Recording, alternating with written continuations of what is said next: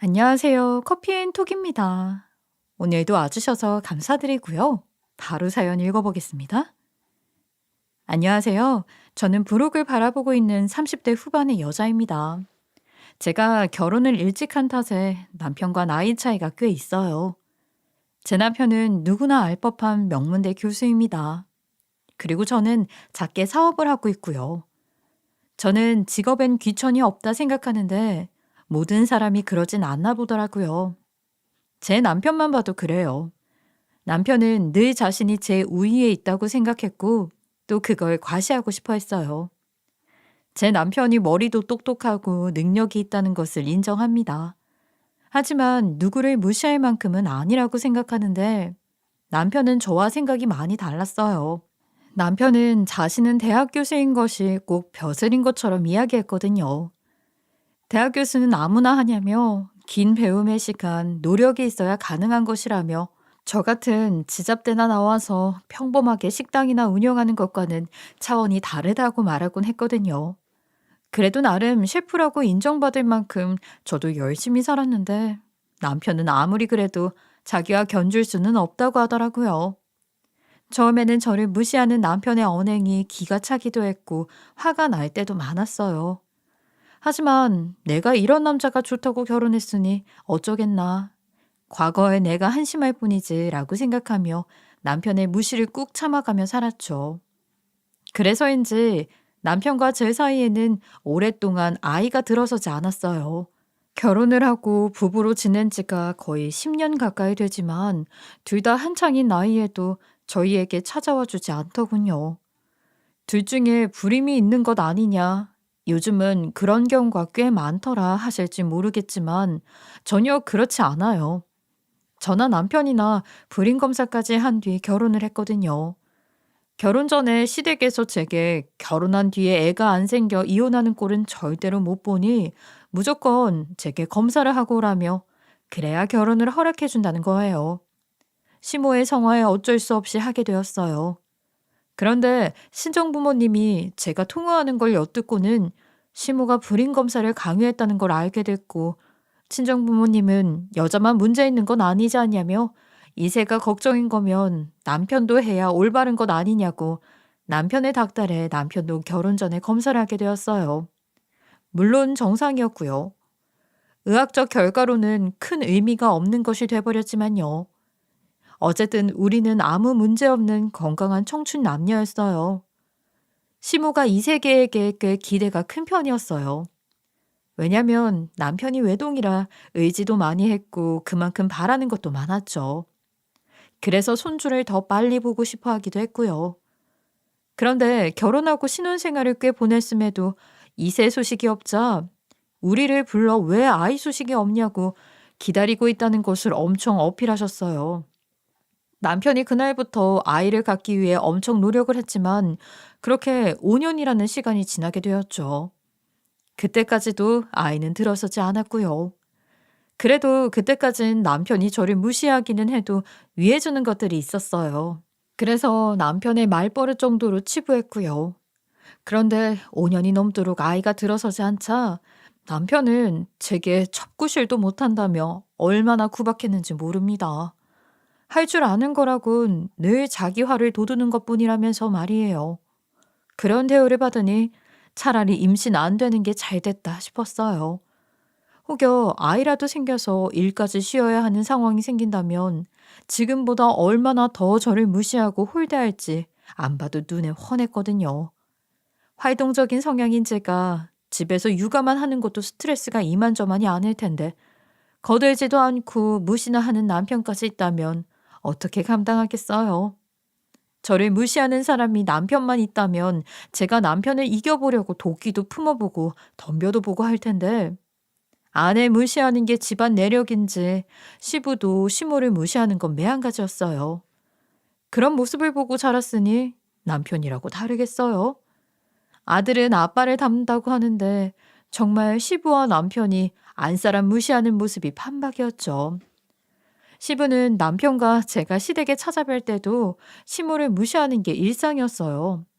식사를 마친 뒤 자기 손으로 물 한 잔 떠마시지 않는 시부를 보면서 속으로 얼마나 한숨을 쉬었는지 모릅니다. 시부의 뒤치다꺼리를 몇십 년이나 하고 있는 시모를 보니 새삼 대단하다는 생각까지 들었죠. 하지만 시모의 그릇과 제 그릇은 달랐나 봅니다. 저는 남편에게 사랑을 받는 게 아닌 무시나 홀대를 받는 이 생활이 너무도 답답해 시모에게 물어본 적이 있어요. 시부가 무시할 때마다 그 긴 세월을 어떻게 참으며 버텼냐고요. 그랬더니 시모가 이렇게 말했어요. 어머님, 아무리 부자 관계가 닮는다지만 이렇게까지 닮을 수 있는 건가요? 저는 남편이 저를 무시할 때면 좋게 생각한 게 너무 어렵던데. 도대체 어머님께서는 그 긴 세월을 아버님의 무시를 받으면서 어떻게 참아오신 거예요? 더 잘난 놈이 잘난 놈 무시한다는데 별 수 있냐? 이 세상에서 지가 제일 잘난 줄 아는데 이혼 생각 없는 거면 비유나 맞추며 살아야지 어쩌겠어. 이 나이 먹고 이혼하기도 모양 우습지 않냐. 그래도 어머님도 못 참겠고 화나서 확 덤비고 싶고 그럴 때 있지 않으셨어요? 그럴 땐 어떻게 하셨는데요? 왜? 내 아들한테 화내고 확 덤비고 싶고 그러니? 그냥 이렇게 생각하렴. 내가 아니면 얘는 어디 가서 기 펴고 살까? 나 하나 되니까 저렇게 기고만장하게 집에 있는 거지. 저 가여운 영혼.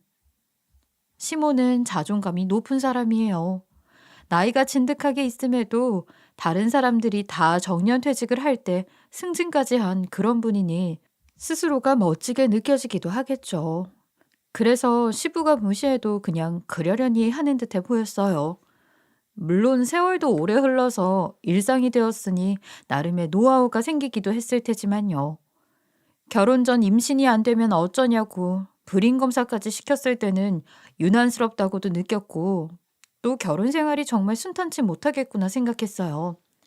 그런데 막상 남편과 결혼하고 보니 그 나물의 그 밥이라고 남편과 시부하는 행동이 다르지 않다는 것을 시모도 알게 되고 그 후부터는 저에게 시집살이를 시키거나 아이를 못 갖는다며 구박하거나 하진 않으셨죠.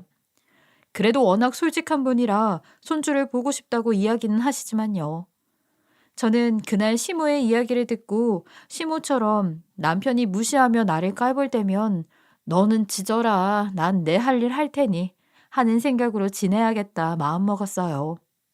처음부터 쉽지는 않겠지만 어차피 남편이 제게 하는 이야기 중 거의 대부분이 영양가 없는 과일일 뿐이었으니 굳이 귀담아 듣지 않으려고 노력했어요. 참 웃기지 않나요? 남편의 말을 가볍게 듣고 넘기는 아내라니. 그런데 그렇게라도 안 하면 정말 집에 들어가기 싫다는 생각이 들 때도 있어 저 자신을 위한 유일한 방법이었어요. 한 번은 남편이 저를 무시하는 걸로 인해 심하게 부부싸움을 한 적이 있습니다. 아무리 참고 나도 겉으로 드러내놓으며 무시하는 건 아니지만 남편의 말을 한 귀로 듣고 한 귀로 흘리며 무시하기로 했어도 제 심기를 건드리는 말도 서슴지 않고 뱉는 남편이라 저도 참지 못한 적이 있거든요. 그날은 곧 다가올 친정엄마 생신으로 이야기가 나왔다가 부부싸움으로 번졌어요. 평소 친정 방문을 불편해하는 남편이라 명절 말고는 잘 가지도 않고 저희 부모님께 안부 연락도 잘하지 않았어요. 저는 그게 너무 서운했지만 그동안은 내색하지 않았죠. 제 부모니까 제가 잘 챙기면 된다고 생각했으니까요. 그때 엄마는 환갑생신이었고 저는 원래 아빠와 여행을 보내드릴 계획을 세우고 있었죠. 그런데 남편이 태클을 걸더라고요. 환갑이 무슨 대수냐며 옛날이나 오래 사는 사람이 드물었으니 큰 잔치처럼 한 거지. 요즘 같은 시대야 너도 나도 환갑은 훌쩍 넘게 사는데 그냥 대충 하라는 거예요. 저는 남편에게 평소 우리 부모님께 신경 써주라고 하지 않으니 이런 날만이라도 그냥 내가 하고 싶은 대로 하게 놔둬주라고 이야기했는데 남편은 거기다 대고 하는 말이 너무 과간이라 참을 수 없었어요. 평소에 내가 우리 엄마 아빠 신경 써주라고 하지 않잖아. 이런 기념일만이라도 내가 하고 싶은 대로 하게 좀 놔둬. 내 부모 생일 내가 능력껏 챙기겠다는데 무슨 말을 그렇게 해. 내가 틀린 말 했어? 노령화 시대라 젊은 사람보다 노인들이 더 많다잖아. 그런 것만 봐도 환갑은 아무것도 아닌데. 뭐 환갑이 유세라도 돼? 그냥 대충 용돈 챙겨주고 땡쳐. 나까지 신경 쓰게 만들지 말고. 누가 당신한테 신경 쓰래? 그냥 내가 알아서 챙긴다니까 왜 평소에 안 하던 참견이야. 내가 치사해서 이 말까지는 안 하려고 했는데 어머님 환갑 때 기억 안 나? 캐나다로 29박 30일 여행 보내줬잖아. 그때 당신이 얼마나 보탰는데? 200만 원 보태놓고 자기가 모은 돈으로 보내주는 것처럼 생색이란 생색은 다 내고. 우리 엄마 환갑은 뭐? 대충 용돈 챙겨주고 땡쳐? 야, 네 부모랑 내 부모랑 같아? 대학 교수를 자식으로 둔 부모랑 지잡대 나와서 식당이나 운영하는 부모랑 같냐고. 자식 수준이 부모 수준인 거야. 알아? 고만고만한 자식을 셋이나 낳아서 누구 하나 성공했냐? 처형은 동네 병원 간호사에 너는 듣도 보도 못한 대학 나와서 고작 식당 운영하고 처제는 나이가 30인데 아직도 공무원 준비한다며. 진짜 한심한 집안이다. 야, 네가 뭔데 나로도 모자라서 우리 집안까지 무시하고 난리야? 좀 어린 나이에 빨리 대학 교수 됐다고 이 세상에서 네가 제일 잘난 줄 알아? 막말로 너도 수준이 나랑 다를 거 없으니까 나랑 결혼한 건 아니냐고. 이게 남들 앞에서는 찍소리도 못하면서 집에만 쳐들어오면 나한테 뭐라도 되는 척은 밖에서나 좀 그렇게 해봐라. 이 밴댕이 소갈 딱지야. 뭐야? 너 지금 수준 떨어지게 뭐라고? 내가 못 배운 티 내지 말라고 했지? 내가 이래서 너랑 대화를 섞기 싫다고. 너랑 대화하고 있으면 내 대화 수준까지 바닥인 것 같잖아. 좋게 말할 때 장모님 환갑은 그냥 용돈이나 주고 말아. 그리고 나는 바빠서 시간 내기 힘드니까 너 알아서 드려. 내가 신경 쓰는 일 없게 하라고. 정 여행 보내주고 싶으면 태국이나 가라고 처형이랑 보태서 보내드리던가. 이날 저는 너무 화가 나서 그동안 제가 모아둔 돈이며 부부 통장으로 돈 모으고 있던 것까지 다 깨서 현금으로 가지고 있다가 엄마 생일에 맞춰 똑같이 캐나다로 여행 보내드렸어요. 물론 나중에 남편이 이 사실을 알고 노발대발을 했지만 저는 그런 남편에게 네 부모만 사랑하는 부모냐고, 나도 내 부모 챙기는 거니 신경 끄라고 더 노발대발하며 목에 핏대까지 세워가며 미친 사람처럼 난리를 쳤어요. 물론 남편은 그 후로 저를 무시하는 게 더욱 심해졌죠.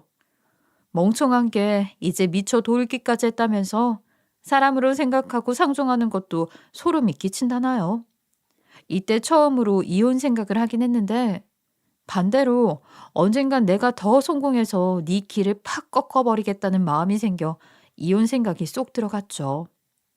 평소 저는 남편의 저녁 밥상을 늘 구첩반상 이상으로 준비했어요.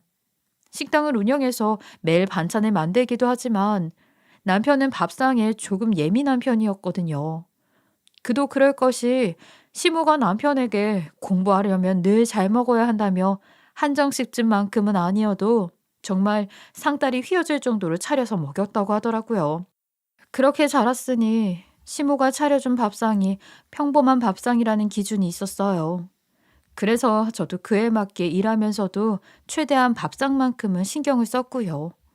그런데 남편은 제가 차려주는 밥상에는 늘 불만이 있었습니다. 아니, 구첩 밥상이면 부족함 없는 것 아닌가요? 하지만 남편은 하늘 같은 남편이 먹는 밥상인데 후진 식당만도 못하다며 구박을 했고, 거기다 보태서 제 식당에 오는 손님들은 생각이 없다며 비하하기까지 했어요. 그뿐만 아니라 제가 자기보다 일찍 잠드는 날이 있을 땐 자고 있는 저를 깨우고는 아직 남편이 오지도 않았는데 잠을 쳐자고 있냐면서 잔소리를 1시간씩 하곤 했죠. 정말 저도 시모처럼 이혼 생각까지는 없으니 그럴 때마다 남편의 상판되기를 두들기고 싶은 마음을 꾹 누르며 참았어요. 제가 꼭 자기보다 성공해서 콧대를 납작하게 만들어줄 그날만 생각하면서 말이에요. 그러던 어느 날 제 친구가 남편을 봤다며 제게 문자로 사진 한 장을 보낸 거예요. 보내진 사진 속에는 당연히 제 남편의 모습이 담겨 있었죠. 제가 결혼 기념일 때 사준 정장을 입고요. 그런데 남편 옆에 찍힌 여자가 눈에 들어왔습니다. 그 여자는 짧은 미니스커트를 입고 있었는데 남편보다 훨씬 어려 보이는 여자였죠. 그런데 그 둘의 포즈를 보자마자 화가 머리끝까지 치솟았어요. 너무도 당연한 듯 남편은 그 여자의 허리춤을 팔로 감싸고 있었고 그 여자는 그런 남편의 손을 자신의 손으로 감싸고 있었죠. 그 사진 속 남편과 어린 여자는 누가 봐도 연인 사이였어요. 제 친구가 왜 사진까지 보냈는지 그 사진을 보자 이해가 됐고 저는 친구에게 남편을 어디서 봤냐고 물었어요. 남편이 근무하고 있는 대학교와 그리 멀지 않은 곳에서 봤다고 하더라고요. 저는 뭔가 쎄한 게 기분이 이상했어요. 물론 남편이 바람피고 있는 모습을 알게 되면 기분이 이상한 게 정상이겠지만 저는 그것과는 별개로 그 여자에 대해 뭔가 찝히는 것이 있는 것만 같아 기분이 묘했죠. 저는 그날부터 남편이 바람을 피고 있는 증거를 모으기로 마음을 먹었어요.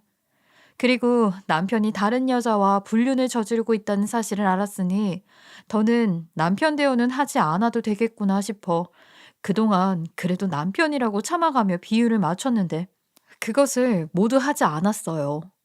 남편은 제가 그런 사진을 봤을 걸 전혀 알 리 없으니 제가 자기 비율을 맞추지 않고 신경 쓰지 않는 것으로 엄청 화를 내더라고요. 이제 자신을 무시하려고 작정이라도 한 것이냐며 듣기 거북한 욕까지 퍼부어댔어요. 그러면서 하는 말이 정 떨어진다, 정 떨어진다 생각하니 진짜 그런 행동만 한다면서 길 가다 마주친 여자보다도 못하다는 겁니다. 저는 이미 남편이 바람 피고 있음을 확신하고 있었기에 남편이 아무리 떠들고 욕을 해도 들은 척도 하지 않았어요. 그런데 그런 제게 남편은 자신의 화를 참지 못하고 손까지 올리더군요. 저는 이때 정말 확신했어요. 남편에게 여자가 생겼다는 걸요. 아무리 남편이 저를 무시하고 홀대했어도 단 한 번도 쌍욕을 퍼붓거나 손을 올린 적은 없었거든요. 만약 제게 남편이 평소 자신의 감정대로 행동하면서 저를 욕하고 손을 올렸다면 저도 바보처럼 참으면서 살지도 않았을 거예요. 그런데 남편이 자신을 챙기지 않는다고 듣도 보도 못한 욕이며 주먹을 쥐는 행동까지 하더군요.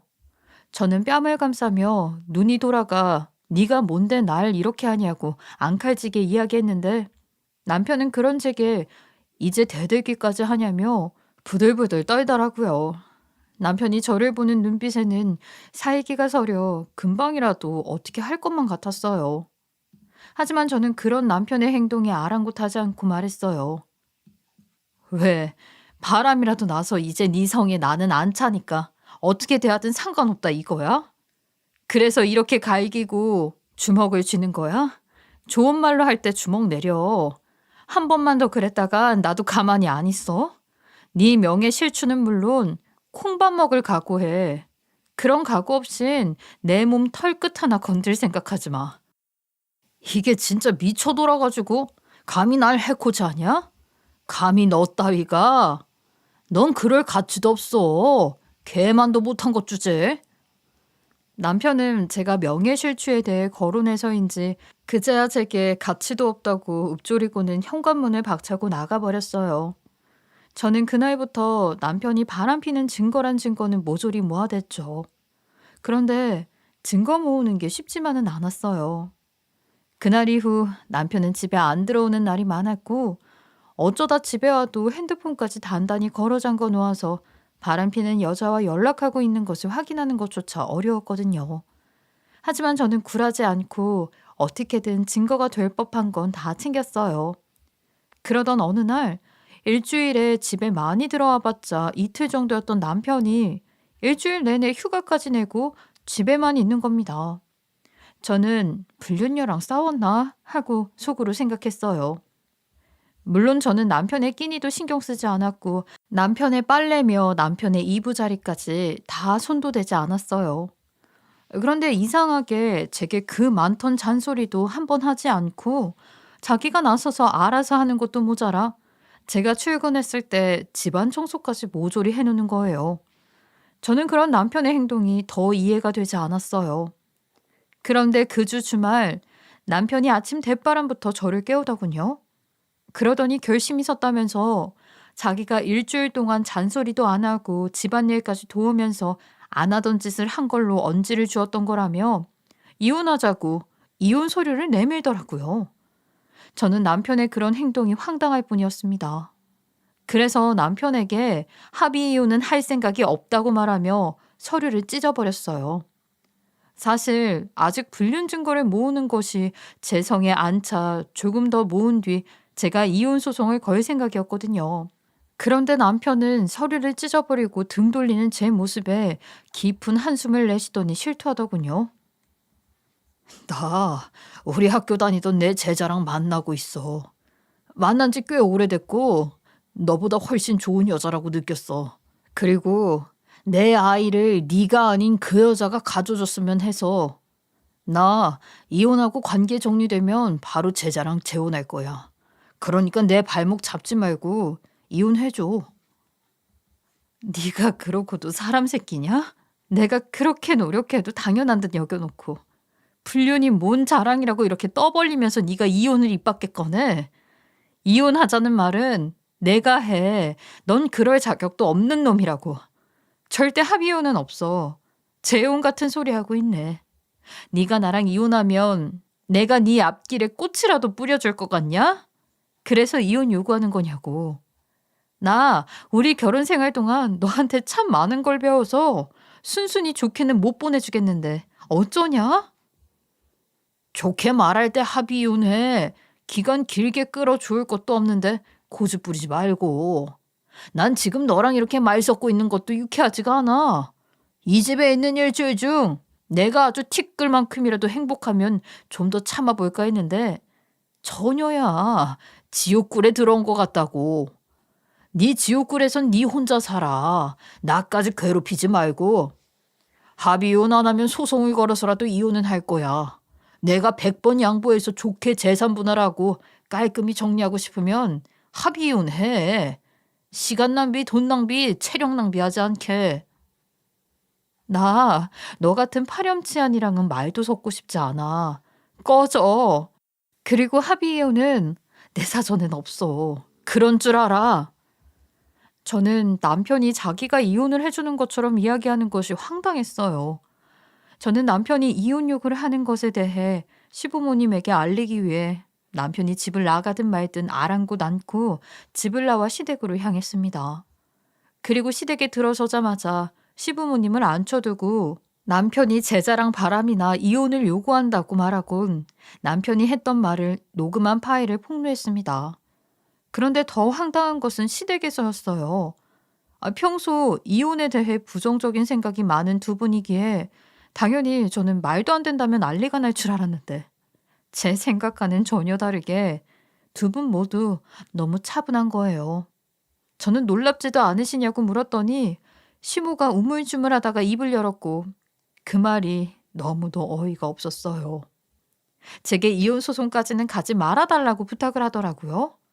제 손까지 포개어 잡으면서 제발 이혼 소송으로 끌고 가지는 말아달라고 말하는데 저는 뭔가에 뒤통수를 세게 얻어맞은 것처럼 순간 벙쪘어요. 알고 보니 시댁도 이미 남편이 바람을 피는 것을 알고 있었고 심지어 남편이 바람 피고 있는 그 여자와 안면도 있는 사이더군요. 인사까지 왔다고요.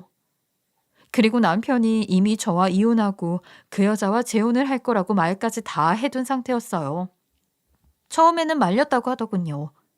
이미 결혼해 부부의 연을 맺은 제가 있는데 무슨 가당치도 않은 말이냐고요.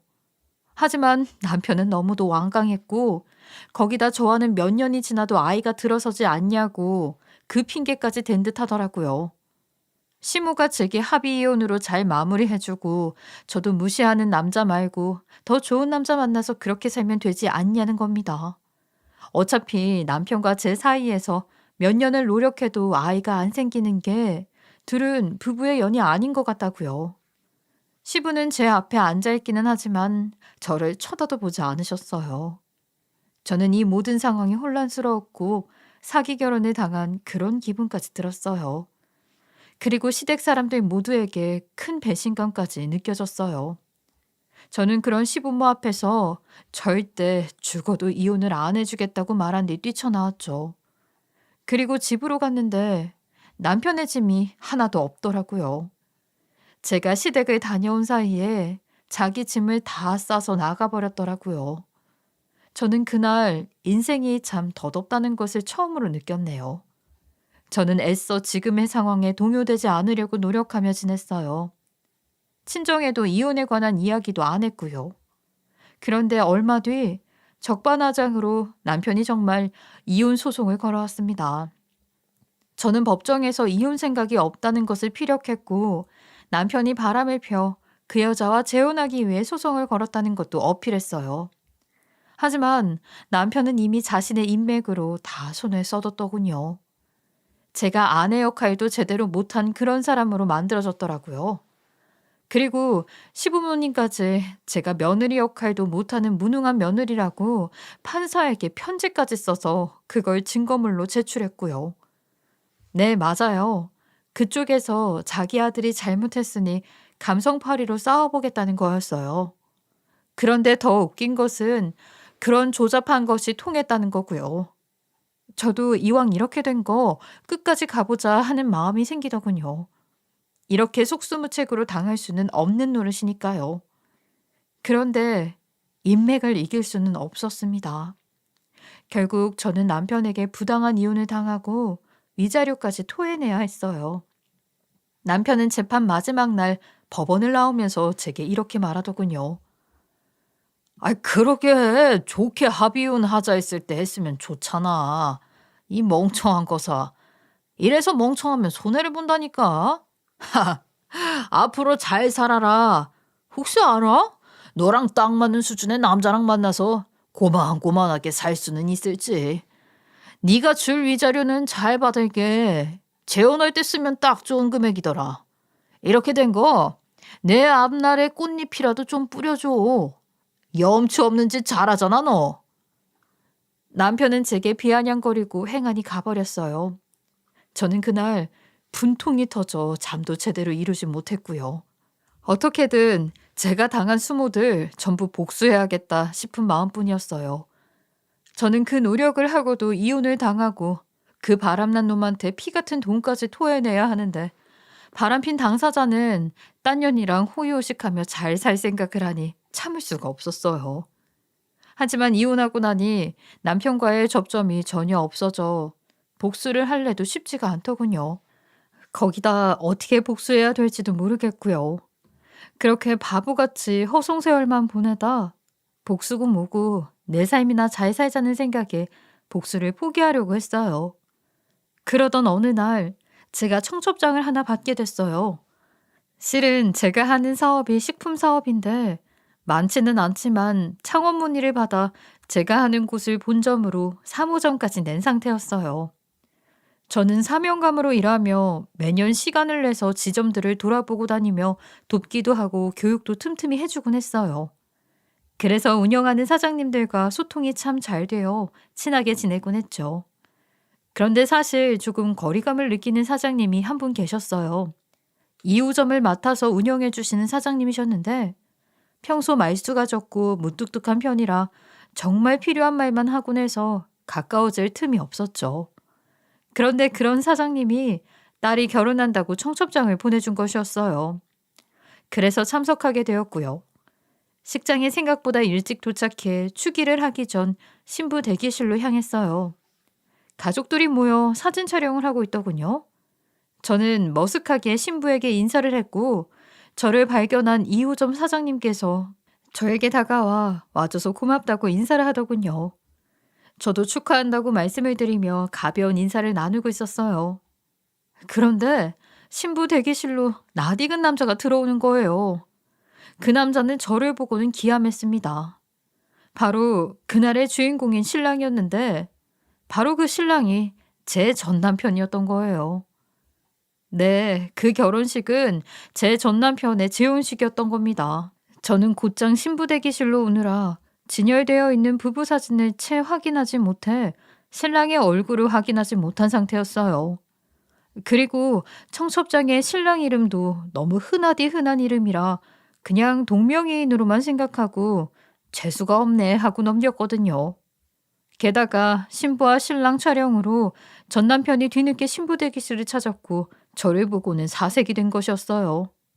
저 역시 그날의 신랑이 전 남편인 것을 알고 정말 놀라 까무러칠 뻔했습니다. 그런데 그 짧은 순간 이런 생각이 들더라고요. 저 파렴치한이 재혼이라는 사실을 밝히긴 했을까? 그래서 저는 이호정 사장님께 조금 무례하긴 했지만 질문을 했어요. 따님이 초혼이냐고요. 이호정 사장님은 조금 당황해 하시긴 했지만 맞다고 이야기하더군요. 그래서 또 다른 질문을 했죠. 그럼 사위가 될 신랑분이 재혼이라는 것은 알고 있느냐고요.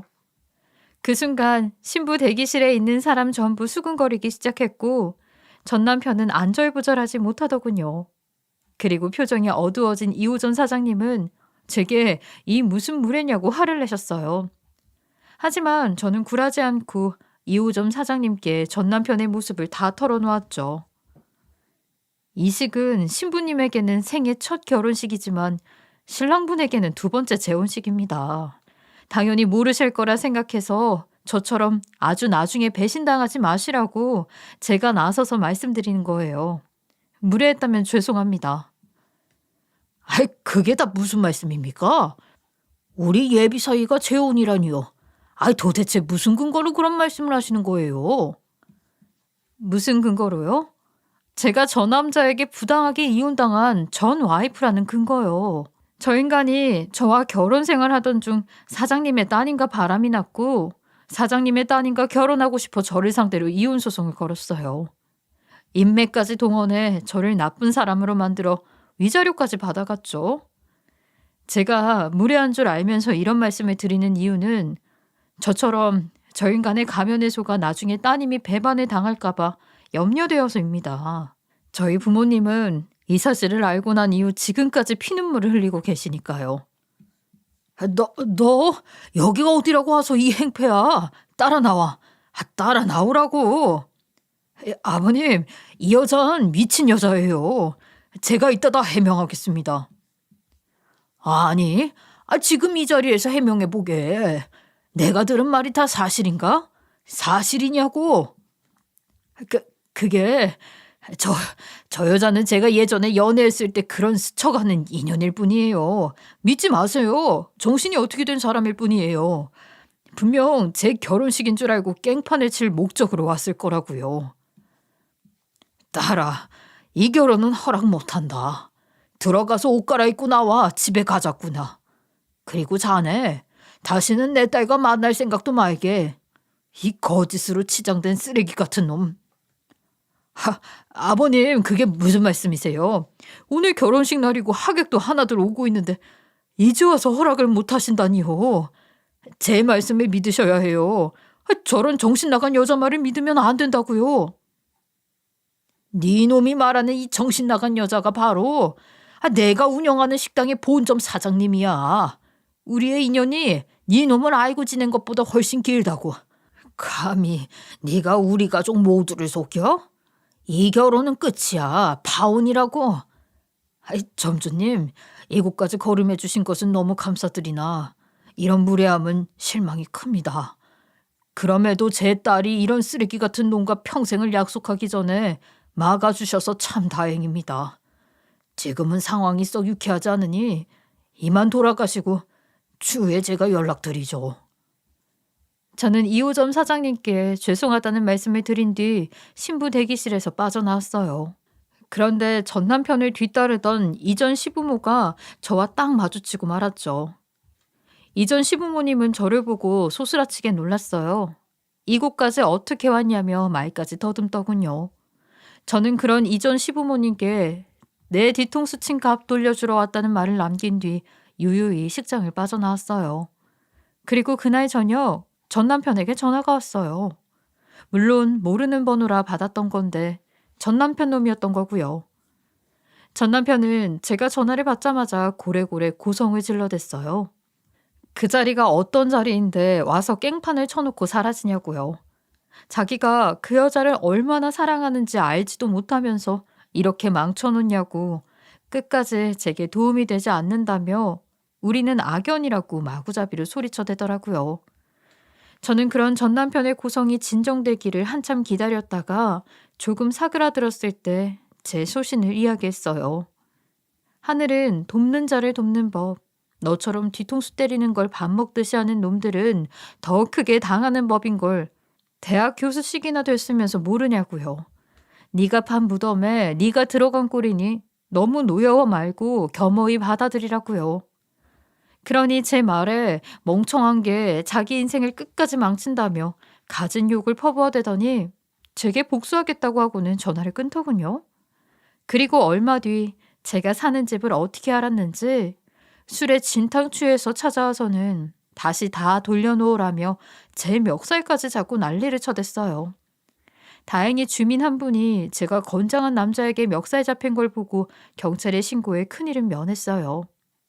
하필이면 그 모습을 저희 엄마가 제 집에 가져다 줄 것이 있다며 들렀다가 다 보고 말았고 그날부터 친정으로 들어오라고 어찌나 성화였는지 몰라요. 그 후로 전 남편은 한 번 더 찾아와 또다시 경찰을 불러야 했던 일이 생겨 저는 엄마의 말대로 친정으로 들어가게 되었어요. 그러자 제가 운영하는 식당으로 이전 시부모님까지 대동해서 찾아오더군요. 이전 시부모님은 제게 아무리 그래도 함께한 정이 있는데 어떻게 이런 식으로 복수할 수 있냐며 제게 사람도 아니라고 하더군요.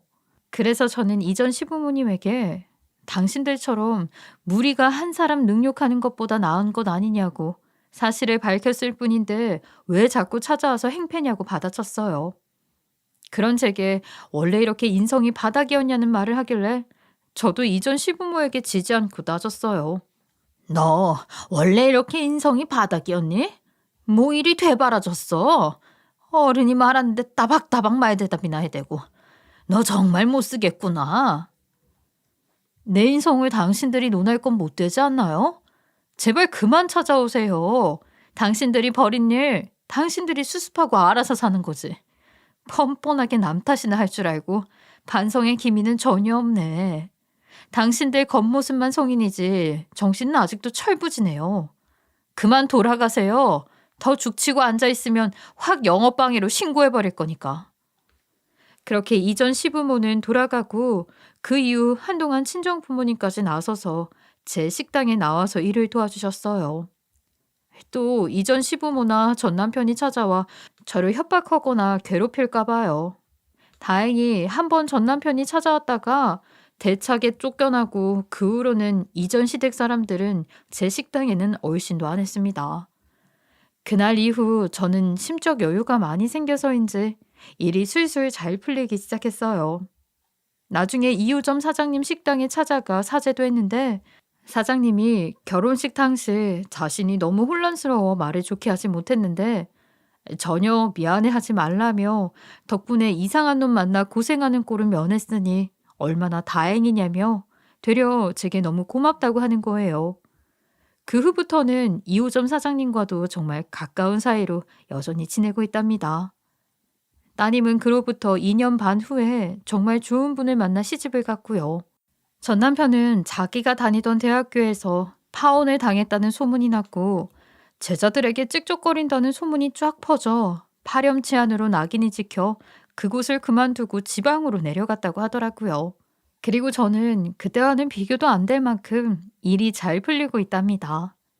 지금은 제 이름으로 연 식당이 5호점까지 생겼고 최근에는 창업에 관한 강의까지 하게 되어 눈코 뜰 새 없이 바쁜 날들을 보내고 있어요. 전 남편과의 악연이 지금은 마치 악몽을 꾼 것 같아요. 지금은 꿈에서 깨어나 다시 원래 제 생활을 되찾은 것만 같거든요. 이렇게 잘 나가게 된 이유가 어쩌면 제 앞을 꽉 막고 있던 전 남편 놈과 이혼하고 다른 사람도 구제해서 제 운이 트인 건 아닐까 하는 생각이 드네요. 거기다 2호점 사장님이 제 무례함을 용서한 뒤 되려 다른 은인과도 같다며 매년 승승장구하라고 응원의 기도까지 해주는 덕이지 싶네요. 저는 앞으로 워커홀릭으로 일에만 몰두하며 지낼 생각이에요. 지금의 생활이 너무도 만족스러워 결혼 생각은 전혀 없거든요. 결혼은 해도 후회, 안 해도 후회라는데 저는 결혼을 하고 한 번 후회해봤으니 이제 제 삶에 열중하며 살아갈 차례인 듯해요. 앞으로도 지금처럼 제 일에 만족하며 저를 위해 값진 하루하루를 보내고 싶습니다. 제 사연 들어주신 시청자분 모두 하시는 일 다 승승장구하시길 기원합니다. 감사합니다. 지금까지 커피앤톡이었습니다. 오늘도 끝까지 함께 해주셔서 감사하고요. 다음 영상으로 또 찾아뵙겠습니다.